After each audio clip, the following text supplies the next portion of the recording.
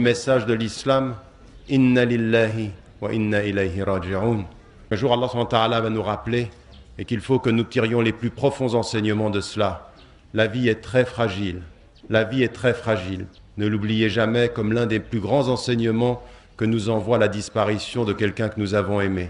Et ça, c'est un enseignement le plus important parce que Allah subhanahu wa ta'ala, quand on souffre, ça ne veut pas dire qu'il ne nous aime pas.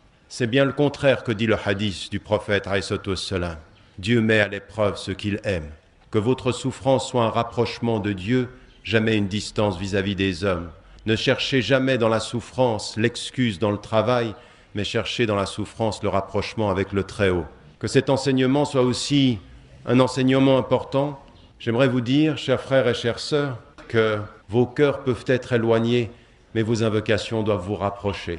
Vos cœurs doivent être liés, même si le corps physiquement loin, le cœur doit être spirituellement tout près.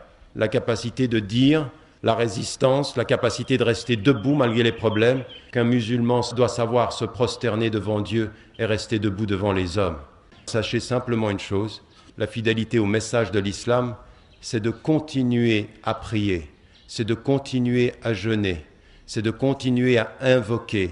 Mais surtout, chers frères et chères sœurs, s'il y a un message qu'il faut que nous retenions, c'est qu'une musulmane et un musulman sur la terre, au nom de ce que l'islam doit faire de lui, doit changer cette terre pour qu'elle soit meilleure. Vous n'avez pas le droit d'être des musulmanes et des musulmans spectateurs du monde, passifs. Ça ne nous vous est pas permis.